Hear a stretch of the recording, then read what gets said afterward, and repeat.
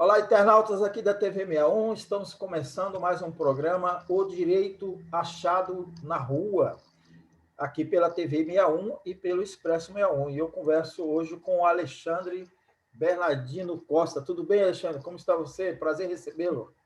Tudo bem, João? Prazer estar aqui com você. O professor Alexandre Bernardino Costa, ele é da UNB, a Universidade de Brasília, e da Faculdade de Direito e pós-graduação, e com pós-graduação em Direitos Humanos, né? Ele é mestre em Direito pela Universidade de Santa Catarina e doutor em Direito Constitucional pela Universidade Federal de Minas Gerais. É co-líder do grupo de pesquisa no CNPq, O Direito Achado na Rua. Nós vamos falar com o professor Alexandre Bernardino Costa sobre austeridade, neoliberalismo e desconstitucionalização. A gente vai ver com ele vai nos explicar de onde surgiu o neoliberalismo, os caminhos que se trilhou e que chegamos a esse ponto que está sendo chamado de ultraneoliberalismo. E na desconstitucionalização, a gente vai tratar com ele porque a nossa Constituição de 88 ela garantiu direitos, né, o estado de bem-estar social, e nada mais contraditório com o neoliberalismo é a garantia do Estado que possa garantir os direitos sociais das pessoas, dos seus habitantes. Professor, vamos começar então. De onde veio essa história de neoliberalismo? Paradoxalmente, João, o neoliberalismo ele começa na década de 40 para 50, com um colóquio chamado Walter Lippmann, que ocorreu em Paris, depois uma sociedade chamada Mont Pelerin, que surgiu na Suíça, com Hayek e Milton Friedman, que são dois baluartes do neoliberalismo.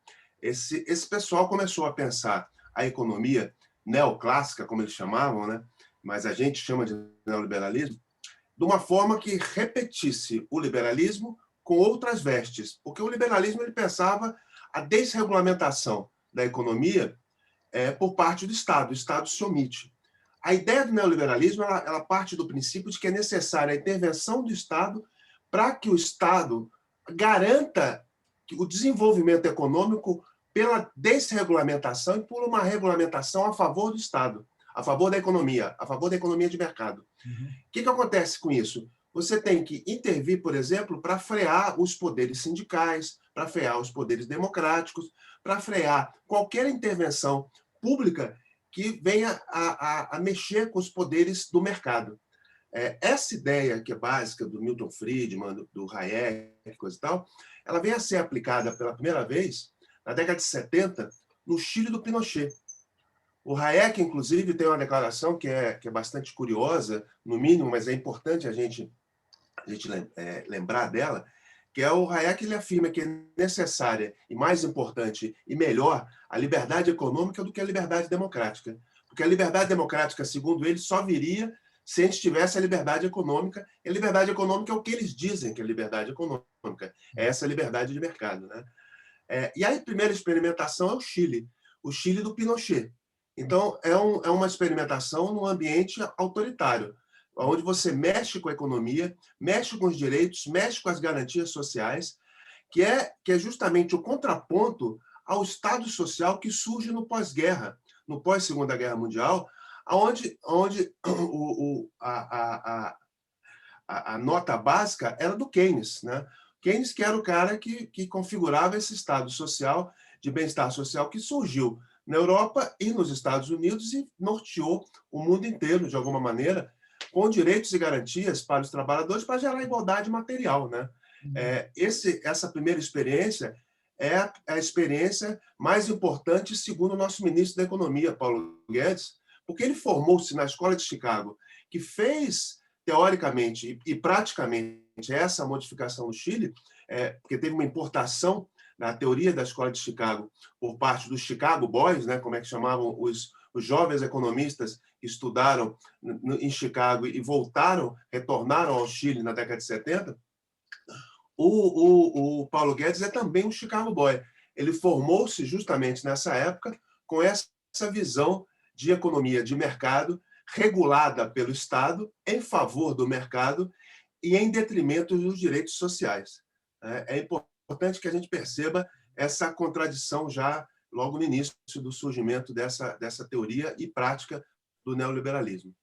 O que dá para perceber, né, professor, né, quando a gente toma conhecimento sobre o neoliberalismo, lá ainda já na década de 90, e a gente tem a informação de que o neoliberalismo surge com a globalização no Consenso de Washington, lá com governos Reagan nos Estados Unidos e Margaret Thatcher no Reino Unido, na Inglaterra. E agora, né, mais recente, essa informação de que surge, na verdade, no Chile, para a gente é uma demonstração de que o neoliberalismo e o ultraliberalismo, e depois eu queria que o senhor explicasse um pouquinho mais sobre essa nova denominação de ultraneoliberalismo, ele necessita de um governo autoritário para poder se consolidar, né? Que foi o caso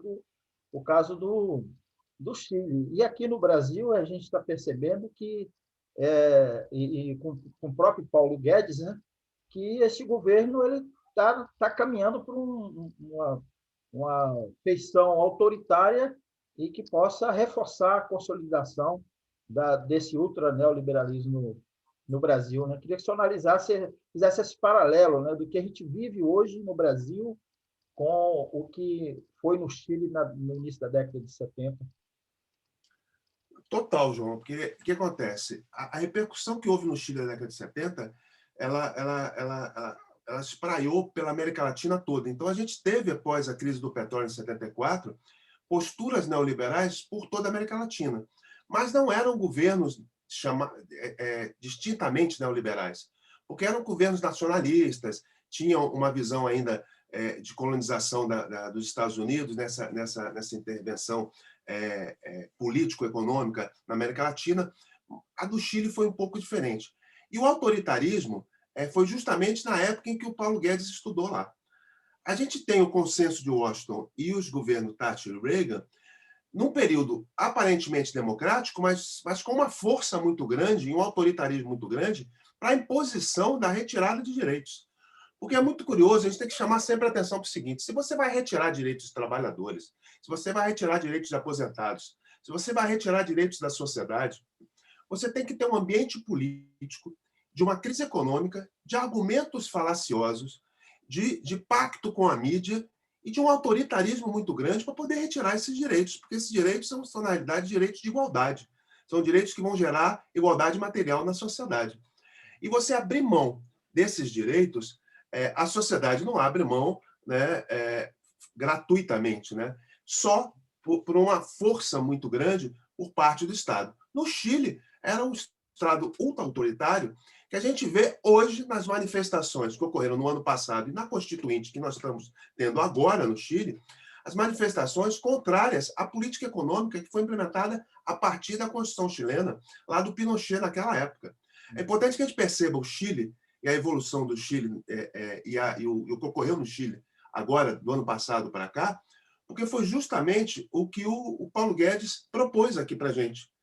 Privatização do sistema de previdência, né? Financiarização das universidades, do sistema de saúde, sistema de voucher na educação, sistema de voucher no sistema de saúde, né? Financiarização de todo o sistema público. O que aconteceu no Chile? Pessoas idosas começaram a se matar porque trabalharam a vida inteira e não tinham mais dignidade durante a aposentadoria. Né? A gente tem casos no Chile de pessoas que se mataram mesmo e mataram seu companheiro, sua companheira, para poder acabar com aquele sofrimento de não ter mais dignidade durante a aposentadoria. E os ganhos de aposentadoria chegavam a, no máximo, 30% dos ganhos efetivos durante a vida de trabalho. Olha, você contribui a vida inteira numa proporção para poder gerar uma aposentadoria que, na média, vai gerar um rendimento parecido com o que você tinha durante a época que você trabalhou. Isso não é um benefício dado pela Previdência, ou dado pelo Estado ou pelas empresas.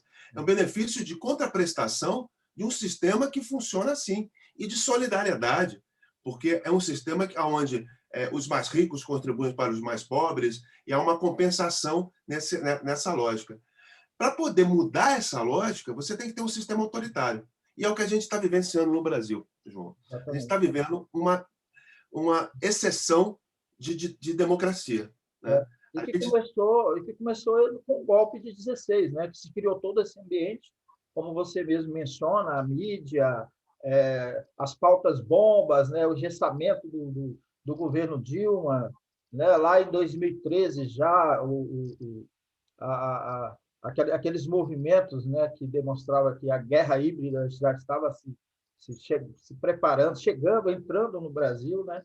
Todo esse ambiente foi criado e aí com o governo Kennedy já vem, né, a paulada da reforma trabalhista e agora com o governo Bolsonaro a finalização da Previdência, né?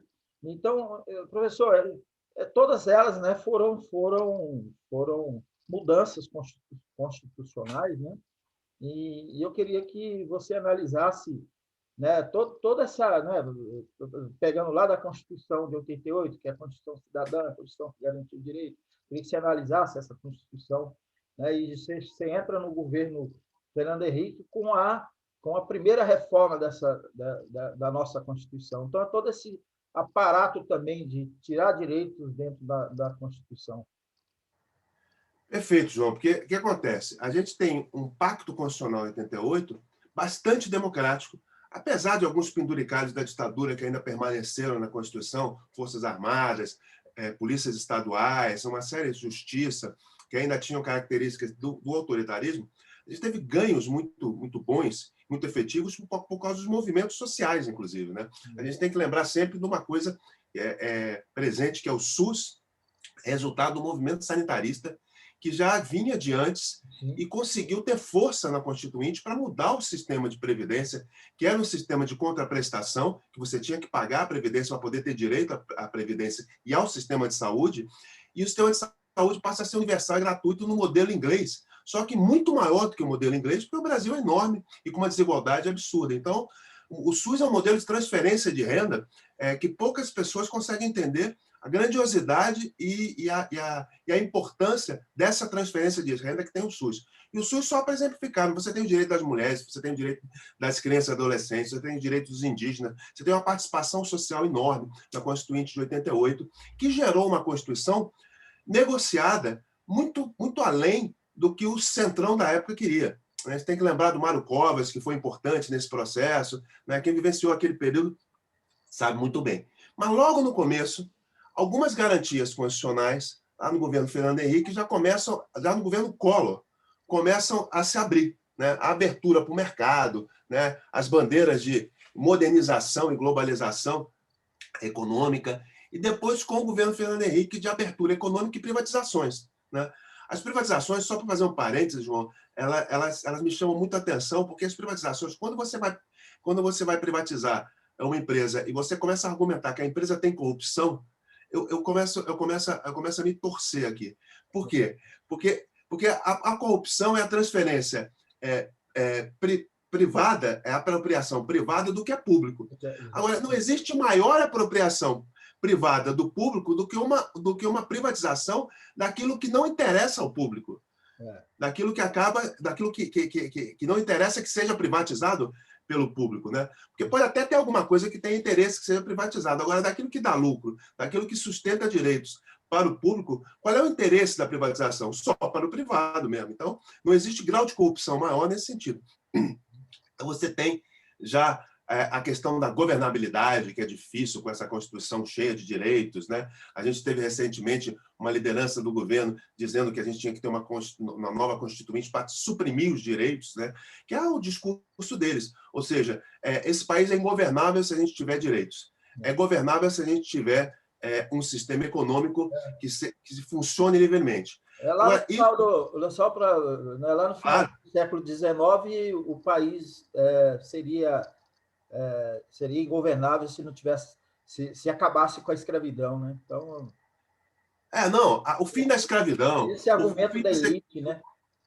O fim da escravidão, o fim da segregação social, racial nos Estados Unidos, as barreiras de imigração, tudo isso é argumento econômico, político e social para que você barre direitos, né? Barre evolução de direitos dentro da sociedade. E a associação que você faz desse neoliberalismo com o ultraneoliberalismo que a gente tem de austeridade, que a gente vai chamar o discurso de austeridade, que vem, sobretudo, com o golpe de 16, né? E golpe, vamos deixar claro aqui, porque é juridicamente um golpe, né? Nenhum presidente, nenhuma presidente do mundo, nenhuma presidenta do mundo foi retirada por uma manipulação de regra fiscal, né? Não, de orçamento fiscal ou de regra fiscal. Isso só pode ser feito mediante um golpe. E, muito claramente, foi feito por um golpe parlamentar, midiático, judiciário, né? Onde você tinha uma comoção social por causa da corrupção, né? Que perpetrava os governos do PT, segundo essa mídia, e que foi provado que não era bem assim, né? Com o Moro Dallagnol, né? E o Intercept e outras coisas que foram divulgadas depois, e o que está sendo julgado no Supremo Tribunal Federal, tardiamente, mas está sendo julgado agora, né? Mas tudo isso faz parte de um projeto econômico de supressão de direitos, que você colocou bem, que o Temer já começa fazendo a reforma trabalhista. Do dia para a noite você faz uma reforma onde você se tira direitos e você tem um Estado... Porque depois de 2016 é como se a gente tivesse um estado de suspensão da democracia e suspensão da Constituição, né?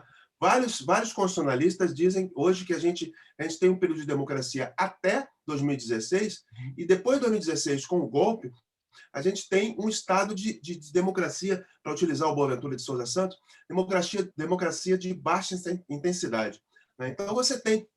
Já se desenha a exceção, né?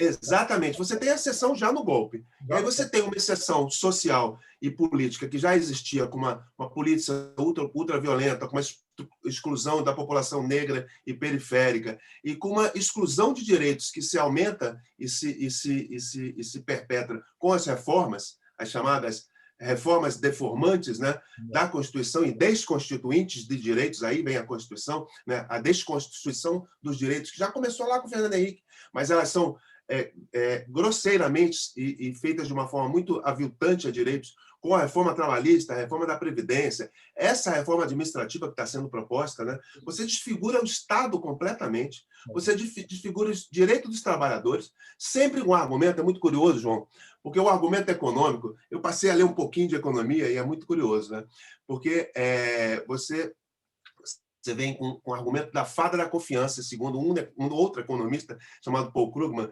que não, se você fizer a reforma trabalhista, vem os investimentos da fada da confiança que gera investimentos. Não, mas não foi suficiente, então vamos fazer a reforma da Previdência, que aí vem os investimentos, porque a fada da confiança possibilita que os investidores venham.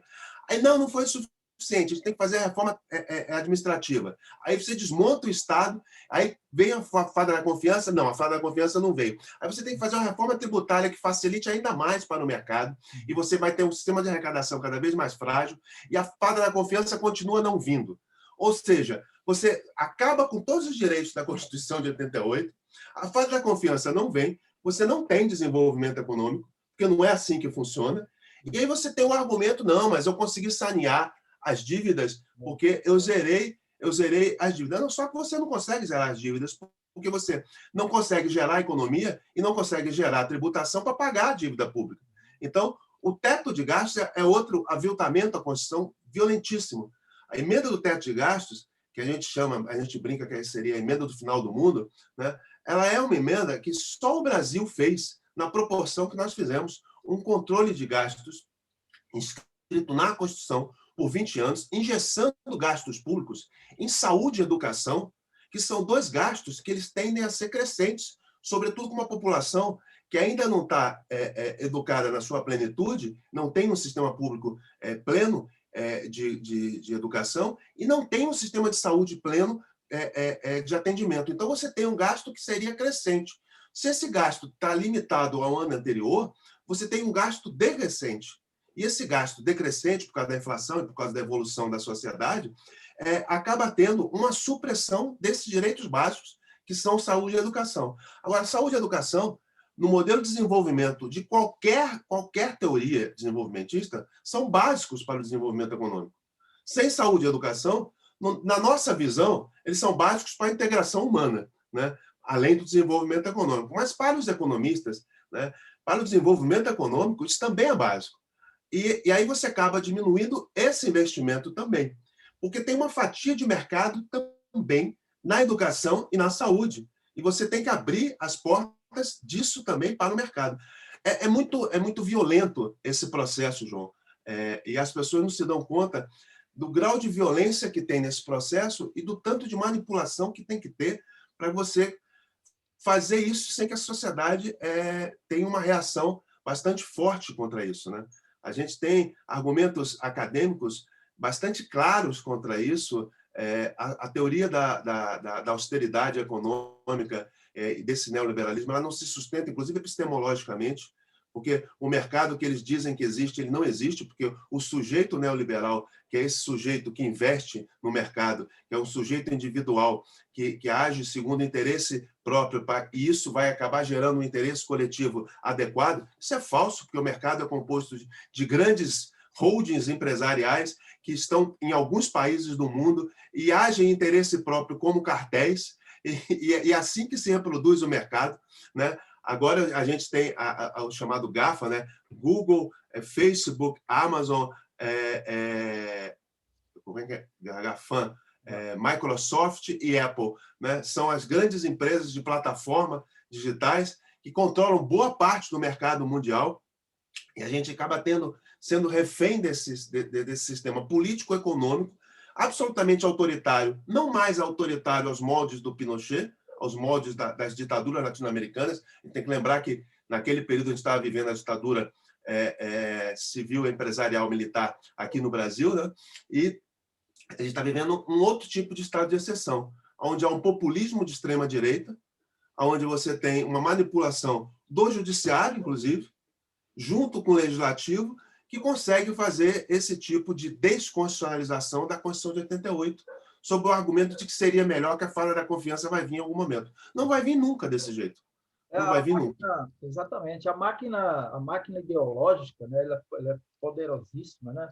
Então, por exemplo, a fada da confiança, mas na questão da reforma trabalhista, por exemplo, a reforma trabalhista vai gerar mais emprego, né? Vai ter mais emprego, tal. Então, essa enganação total aí, isso aí a gente vê constantemente os grandes veículos de comunicação, a mídia corporativa aí, sendo esse braço auxiliar aí dessas investidas, né? Mas o caso também das novas mídias, né, das redes sociais, a gente tem aí que está provado, né, que faz parte desse controle que antes era via os fuzis, né, via a violência, agora é no controle de mentes e corações, né, professor? É muito grave, João, porque a gente vive um período de mudanças muito aceleradas que a gente tem que, ao mesmo tempo, tentar conseguir analisar e tentar conseguir se colocar politicamente, né? A gente tinha um período de aparente democratização dos meios de imprensa com as plataformas, né?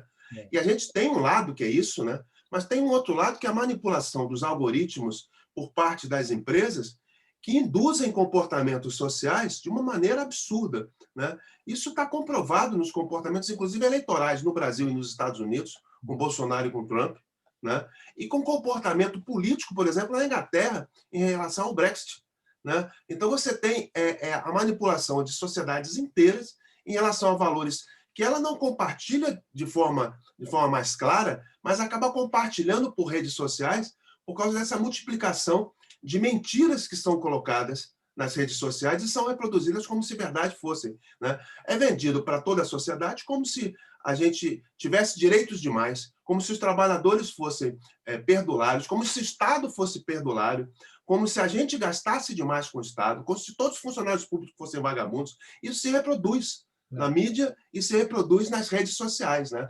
É muito curioso, porque a gente acabou acreditando nesse terraplanismo, né? De afirmações sem comprovação empírica nenhuma, né? Tem uma reforma administrativa sendo proposta que não mexe com os privilégios, porque a gente tem uma pequena parcela de servidores públicos que tem privilégios, sim, que tem salários acima do teto, que tem férias de 2 meses por ano, tem serviços de médicos e serviços de saúde paralelos bancados pelo Estado, tem uma série de privilégios, né? Alguns são até necessários, mas tem uma série de privilégios para uma casta do funcionalismo que tem um ônus grande para a sociedade como um todo, mas o grosso do funcionalismo ganha pouco e trabalha muito. Né? São os trabalhadores de saúde, os trabalhadores de educação, né? Que ganham pouco, estão na administração direta do executivo e vão ser afetados. E amanhã você vai ter a contratação de servidores públicos de forma clientelista, você vai contratar famílias inteiras e você vai ter o domínio completo, coisa que a gente já vivenciou antes da Constituição. A gente sabe como é que é. A gente que é mais velho... O governador demitia todo mundo e contratava tudo que era paniguado, parente, todo mundo. A gente que é mais velho, a gente sabe disso, né, João? A gente sabe no que dá isso. A gente sabe no que dá isso na universidade, por exemplo. Só tem a possibilidade de contratação de pessoas que são afinadas ideologicamente com quem está no comando. Né? Eu não posso, por exemplo, estar falando aquilo que eu estou falando aqui com você, porque esse vídeo vai se espalhar pela sociedade. Por quê? Porque eu posso desagradar um governante ou desagradar um reitor de uma universidade que seja nomeado por esse governante, porque, inclusive, o sistema de mérito é contestado, o sistema de eleição com lista tríplice é contestado. Você tem um autoritarismo muito grande, uma manipulação econômica paralela a esse autoritarismo, junto com uma ideologia muito forte, né, de exclusão. É muito curioso como voltou o comunismo, né, João? O comunismo acaba na sua versão material de comunismo de Estado, né, na sua visão estatal que existia no leste europeu, sobretudo. Aí você surge com o comunismo na cabeça de uma parcela da população e nas fake news que são reproduzidas, como se a gente, por postular direitos humanos, por exemplo, fosse comunista. Direitos humanos são uma bandeira liberal, a gente tem que lembrar sempre disso, uma bandeira do liberalismo clássico, né? Não são uma bandeira do socialismo, embora os direitos sociais sejam relevantes para os direitos humanos também, né? Mas não é uma bandeira que tem essa partidarização ou que tem essa colocação. E o que é importante, resgatando os direitos humanos, é que esse neoliberalismo de austeridade ele também está pouco se lixando para os direitos humanos. Porque você não está só eliminando o sistema de direitos sociais, você está eliminando o sistema de direitos que vão gerar necessariamente maior encarceramento da população negra e periférica, vai gerar necessariamente uma maior repressão da sociedade que está excluída, porque você tem uma parcela da sociedade que não vai estar incluída nem por consumo, nem por trabalho. Porque você não tem, com a mecanização, com a automatização, você não tem uma parcela de população que não vai estar nos processos industriais e não vai ser empregado. Então, você teria que ter algum tipo de renda universal para que essas pessoas pudessem estar ingressas no mercado para poder consumir. Estou falando de economia, não estou falando de direitos, não. Para poder consumir. Né? E você, eliminando isso, você tem que eliminar as pessoas. Ou alijá-las, né, dentro da sociedade, em determinados locais onde elas não perturbem o restante, ou você prendê-las, né, como um sistema carcerário que é instrumentalizado para isso. Né? Sem contar o sistema judiciário e penal que foi utilizado para criminalizar quem pensa diferente, para criminalizar, inclusive, a esquerda. Né? Hoje a gente tem essa criminalização, inclusive, posta de uma forma clara por parte da polícia, que é instrumentalizada como milícia para poder reprimir atos democráticos como manifestações que a gente viu nessa semana, né? De uma violência truculenta que a gente não via fazia algum tempo. Né? Exatamente. E o tal da síndrome de Pedro Aleixo, né? Vamos chamar assim, né?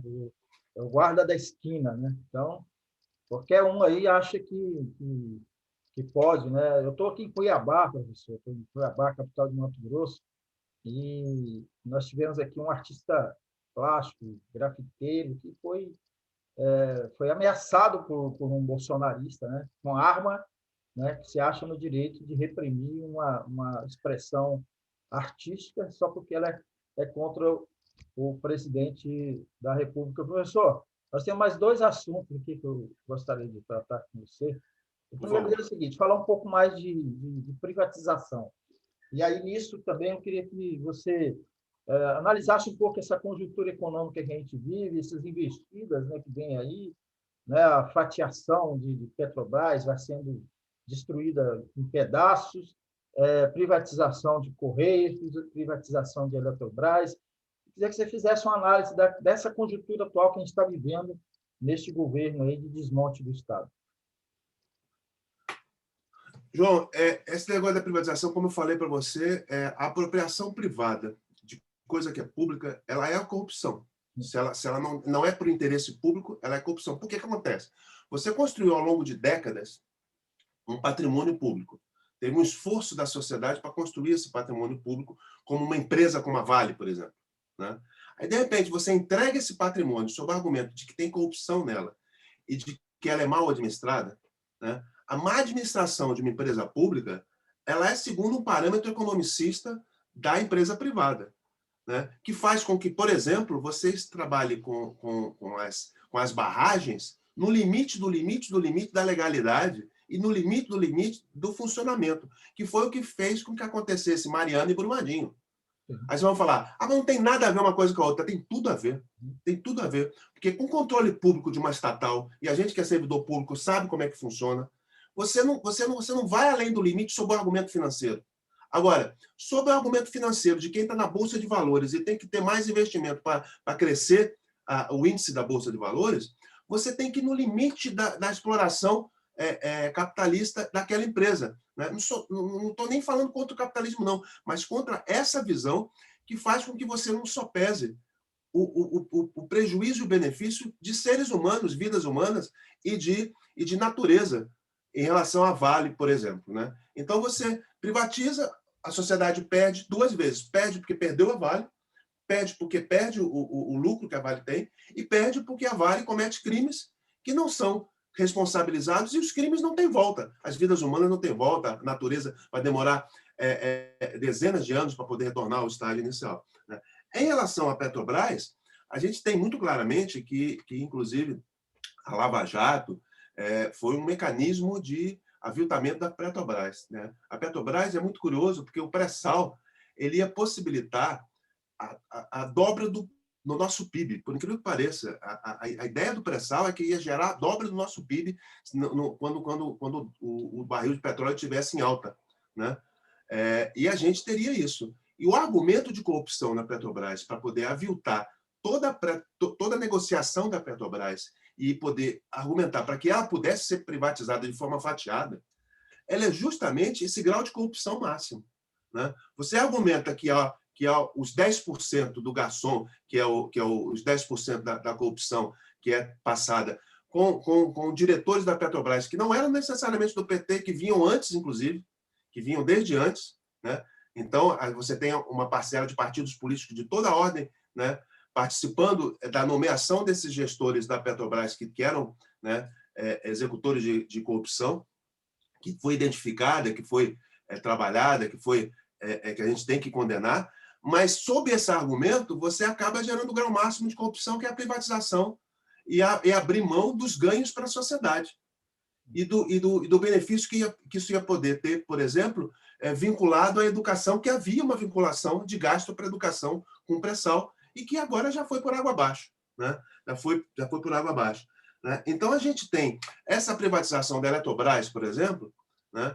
que é muito curioso, né? Então, jabutis aí sendo colocados na privatização, assim, ou seja, qual é o ganho que a sociedade vai ter em pagar para privatizar a Eletrobras? Eu fico me perguntando, eu fico lendo os jornais econômicos, né? E os analistas econômicos, que são todos neoliberais, todos eles passaram por alguma grande empresa, por alguma grande holding. Todos eles, né? Sem exceção. Né? Foram consultores em algum momento. Aí você vai olhar, qual é o ganho que a sociedade tem? Nenhum. A sociedade não tem ganho nenhum. Não, mas você desonera o Estado. Mas, peraí, o Estado não está onerado, porque isso é uma parte que pode ser administrada com tranquilidade. Né? Eu não estou falando que nada possa ser privatizado. Você pode até privatizar alguma coisa. Agora, você não tem... Ninguém tem interesse em privatizar aquilo que não dá lucro, né? E que vai ter que ter investimento e muito trabalho da iniciativa privada para poder desenvolver. Que é pegar o filé que já está pronto e que vai dar uma lucratividade absurda e que vai suprimir os direitos das pessoas. Eu acho mais grave a energia e a água, né? Além da Vale, por causa das questões ambientais e da mortandade de pessoas que ocorreu com Brumadinho, né? Mas em relação à privatização da energia e da água, porque água e energia são direitos. As pessoas têm que ter acesso à eletricidade para poder ter comida em manutenção na geladeira, né? Para poder ter um mínimo de civilidade dentro da sua casa. E para poder ter água, para poder, inclusive, ter higiene nas mãos, para poder impedir a proliferação do coronavírus, por exemplo, né, numa pandemia. Para poder ter um saneamento básico. Né? A gente teve um elogio à privatização, ao sistema de privatização, que é aumentar o sistema de saneamento básico. Né? Eu vejo com muita reserva essa reforma que foi feita, porque o sistema de privatização, se a pessoa não tiver condições de pagar, o que vai acontecer? Vai cortar a água? É o que a gente tem no meio da pandemia. Em todas as cidades brasileiras, a gente tem ocorrido isso no meio de uma pandemia. Pessoas que têm dificuldade de ter acesso à água, porque a pessoa fica desempregada, fica sem o auxílio emergencial, fica sem o benefício da previdência que tinha anteriormente. E aí a água é cortada e ela fica sem condições de higiene. É isso que está vivendo a nossa população periférica. Né? Eu faço parte de um projeto de pesquisa que cuida exatamente dessa situação aqui em Brasília. A gente tem regiões administrativas aqui em Brasília que não têm acesso à água e que a água é pega em bica para poder ter a lata d'água, e a ligação de água é impedida porque as pessoas não têm condições de pagar. É um negócio muito grave a privatização do sistema de direitos. É importante a gente colocar isso. Aquilo que é direito, a gente não pode negociar dessa maneira. O acesso à água, eu fico lembrando sempre das cidades pequenas que a gente vai, as cidades mais antigas, né? As cidades que fazem parte da época do Império, coisa e tal, as cidades históricas de Minas, de Goiás, que tem em Mato Grosso também, que você tem uma bica pública, né? Você tem a fonte pública, porque era de acesso para todo mundo. Era de acesso para todo mundo. E aí, o que você faz? Você canalizava uma parte do rio, um rio que era de água limpa, uma fonte de água limpa, né? E aí você dava de acesso para todo mundo, e todo mundo usava. Né? Por quê? Porque todo mundo tinha que ter acesso à água para poder sobreviver, as pessoas que estavam viajando, as pessoas que chegavam na cidade, você tinha que lavar os pés e tudo mais. Era um ritual básico. Né? Agora, se você corta essa possibilidade de acesso e se você coloca a água engarrafada para poder ser consumida, você não tem mais acesso a isso. Você não tem mais aquela coisa que a gente tinha quando a gente jogava futebol. Eu jogava muito mal, diga-se de passagem, mas jogava futebol e pegava a água da torneira do vizinho lá, do campo de futebol, e bebia na bica, né? E você acaba com esse tipo de possibilidade num sistema público ou de cooperação social, você acaba com o sistema de direitos. E é isso que esse neoliberalismo termina por fazer. Atacar o sistema de direitos que a gente tem de garantia mundial, mas ele é mercantilizado. Tudo é mercantilizado e tudo se transforma em índice na Bolsa de Valores. Exatamente. Por falar em bolsa de valores, né? Só voltando um pouquinho à Petrobras, né, que antes do golpe de 16, lembrar que a gasolina era metade do que está hoje, né? E que não se privilegiava os acionistas da empresa, né? E as exigências do mercado mundial, né? Professor, vamos finalizar, então, nossa conversa aqui. Eu queria que você falasse um pouco sobre você é co-líder do grupo de pesquisas, né, lá do Direito Achado na Rua. Eu queria que falasse um pouco sobre essa questão da sua especialização, né? Você é doutor, né, na verdade, né? Você é doutor em Direito Constitucional, né? E eu queria que você falasse um pouco sobre o seu trabalho junto do grupo O Direito Achado na Rua. Eu trabalho já há muitos anos com o professor Zé Geraldo Souza Júnior, que é fundador dessa linha teórica, né, dessa corrente teórica, a partir da obra do professor Roberto Lira Filho, junto com outros professores que passaram pela casa, como Roberto Aguiar, e junto com um grupo de pesquisadores bastante grande que trabalha com o mesmo perfil. Né? O perfil básico é a fundamentação do direito nos direitos humanos. O perfil básico é de que a construção do direito ela não se dá por conta dos tribunais e do poder legislativo somente. A construção do direito ela se dá sobretudo pela prática social do direito, ou seja, pela construção da sociedade, dos movimentos sociais, ou seja, sem o movimento de mulheres, a gente não tinha direitos das mulheres, sem o movimento das crianças e adolescentes, não tinha o direito das crianças e adolescentes da Constituição, sem o movimento dos indígenas, a gente não tinha direito indígena, ou seja, sem a construção social do direito, a gente não tem a possibilidade da construção do direito à moradia, do direito da dignidade, da saúde e assim por diante. E a ideia dessa construção social do direito é que possibilita que a gente gere enfrentamento a essa questão neoliberal, por exemplo. Né? O direito dos trabalhadores, ao longo do século XX todinho, né, é que possibilitou uma série de garantias contra um excesso por parte do capitalismo que aviltava os trabalhadores que trabalhavam 16 horas por dia, crianças trabalhando. Né? Isso está muito bem descrito em Marx e em outros autores da época que descreviam o início do capitalismo dessa forma aviltante. E as pessoas querem retornar a esse período. Né? O direito à Xanaúa ele surge justamente para confrontar essa possibilidade de aviltamento das pessoas com base nos direitos humanos e com base na construção social do direito. E as pesquisas que a gente faz são sempre ligadas a isso. Mesmo que eu vá para a economia, mesmo que eu vá para o liberalismo, eu estou sempre com o pé na construção social do direito para confrontar essa possibilidade de aviltamento dos direitos sociais que estão escritos na Constituição. Né? Então, vai ser direito do trabalho a partir dessa construção do sindicalismo, vai ser a possibilidade do direito das mulheres a partir dos movimentos feministas, vai ser direitos da população LGBTQI+, a partir do movimento social de construção de direitos. É isso que a gente trabalha nesse grupo de pesquisa, que é um grupo de pesquisa, de ensino e de extensão universitária, porque a gente também pratica extensão universitária e tem relação com movimentos sociais, para a prática disso. Uma ponta, por exemplo, é a ponta que a gente tem em relação aos movimentos sociais do campo. Né? Um aviltamento que se dá em relação à possibilidade da dignidade do trabalhador e da trabalhadora no campo, pelo agronegócio, que parece uma coisa muito boa, mas é uma monocultura que avilta a natureza, que avilta os trabalhadores e que fica financiada por subvenções tributárias, com base na Bolsa de Valores, e que a gente não consegue recuperar a natureza e que não alimenta a população brasileira. Exatamente. Né? Quem alimenta a população brasileira é a agricultura familiar.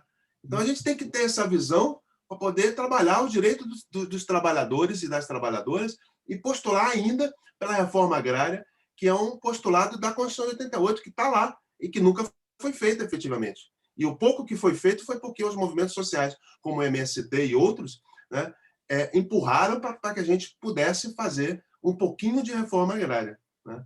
Essa é a perspectiva teórica que a gente trabalha para poder gerar esse enfrentamento e essa luta por direitos. Você mencionou aí o agronegócio. Uma das coisas que eu vim fazer aqui em Cuiabá é uma série de reportagens, e uma delas é das nascentes do Rio Paraguai. Nós tivemos no ano passado aquele grande incêndio aqui no Pantanal, e ele pode se repetir. E o Rio Paraguai é a espinha dorsal do Pantanal, né? É um rio importante, né? Nasce aqui pertinho, a 180 quilômetros de Cuiabá, na cidade de Diamantina. São sete ribeirões, rios, que formam as nascentes do Paraguai. E em duas delas, né, o rio Amolá e o rio Caeté, você tem uma destruição dessas nascentes próximas dela pelo agronegócio, dominando tudo. Caeté, por exemplo, não querendo alugar, professor, mas é porque eu estou empolgado com essa pauta. Caeté tem um grande assentamento de pequenos trabalhadores rurais, são quase 300 famílias, em lotes de 35 hectares, e boa parte dessas pequenas propriedades foram arrendadas pelo agronegócio para plantação de soja, milho e algodão, na beira da 364. A gente tem um registro disso aí. Então, quando a gente está falando em agronegócio e a destruição que ela vem, né, contra a pequena propriedade, é preciso sempre denunciar isso. Professor, quero agradecer muito a sua entrevista, foi maravilhosa, muito esclarecedora em diversos pontos aí, que é um assunto importante, que é bom sempre a gente estar falando, porque não é um assunto de domínio popular, né? Ela, para mim, essa é a grande questão da dominação, né? Que é essa questão do neoliberalismo e as investidas, que me interessa muito como jornalista, essa investida ideológica promovida pelos grandes meios de comunicação. E deixei para suas considerações finais. João, só tenho a agradecer também a oportunidade, porque esse tipo de iniciativa que você propõe é justamente a tentativa de contraposição. Do mesmo jeito que eu trabalho com direito nacional na rua, você trabalha com jornalismo alternativo a essa mídia, né, do mainstream, que acaba colocando uma impossibilidade de discussão de temas que são tão relevantes para a sociedade. Eu quero só agradecer a possibilidade de me colocar à completa disposição aí do canal para que a gente possa voltar a discutir isso.